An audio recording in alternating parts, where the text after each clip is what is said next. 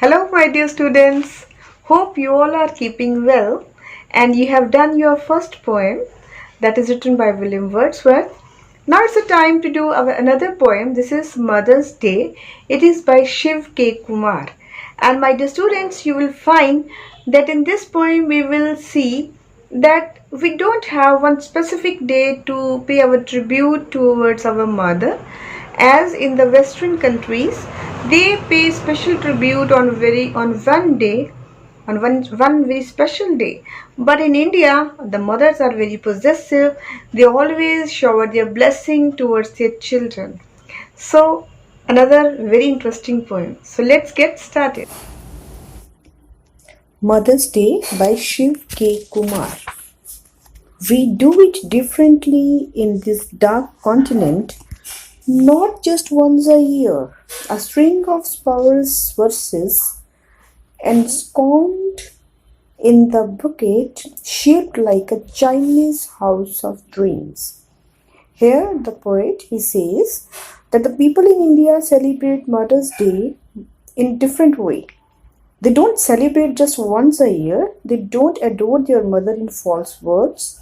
They don't present their mother as a string of the beautiful poems kept safely in the bouquet which is shaped like a Chinese house of dreams. यहाँ पे poet कहता है कि जो India में mother's day मनाते हैं वो बिल्कुल अलग से मनाते हैं. वो साल में सिर्फ एक बार ही नहीं मनाते और ना ही वो माँ अपने जो मदर्स हैं उनको झूठे शब्दों की बड़ी बड़ी उनके लिए पोएम्स लिख देते हैं. ठीक है, ना कि बनावटी सी कहानियाँ या कविताएं लिखकर उनको वो प्रेजेंट करते हैं और ना ही कोई उनको कुछ इमेजिनेशन का घर दिखाते हैं. The Chinese house of dreams. A Chinese house of dreams means बच्चे a world of imagination, हमारी कल्पनाओं का संसार. Here the poet wants to say that Indian people don't show their gratitude towards their mother in imaginary words. ठीक है, एक सिर्फ काल्पनिक शब्दों के साथ ही अपनी ट्रिब्यूट, अपना प्यार उनको शो नहीं करते. And they just not just once a year, सिर्फ साल में एक बार ही नहीं. Rather they give honor to their mothers by serving them all the life. बल्कि वो सारी उम्र उनकी सेवा करते हैं. My mother is more demanding and obscene at each sunrise, like a devotee throwing a handful of yellow rice to the birds, holding the candelabrum before an idol. Just one a year is discreting it. ठीक है, the poet further says कि जो यहाँ के mother है, Indian mothers हैं, वो little bit more demanding है. उनकी थोड़ी डिमांड ज़्यादा है बाकी मदर से, बिकॉज वो चाहते हैं कि सुबह सुबह उठकर पोएट उनके पाम छुए, उनका आशीर्वाद ले. ठीक है, और मदर बहुत ज़्यादा एक्सपेक्टेशंस नहीं है उनकी, कम ही है.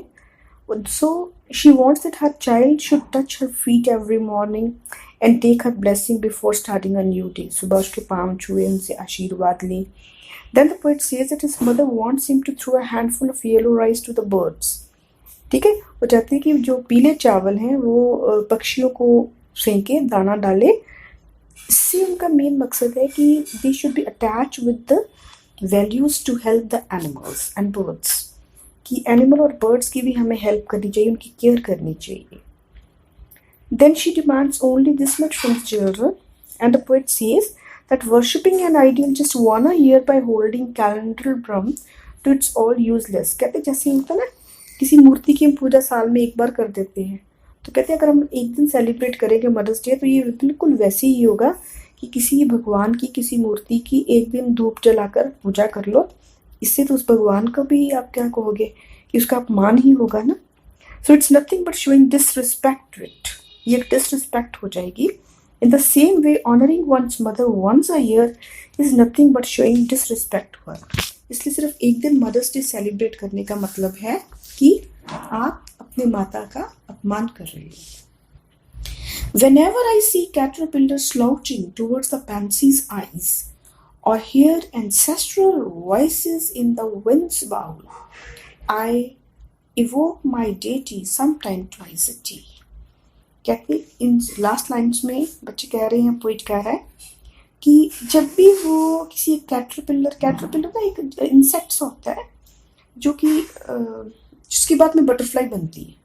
ठीक है, फर्स्ट इनिशियल स्टेज जो है वो कैटरपिलर होती है बटरफ्लाई की. So it's moving towards pansy plant and he calls upon his deity. वो एक प्लांट की तरफ जा रहा है, उसके लिए प्लांट ही उसका भगवान है.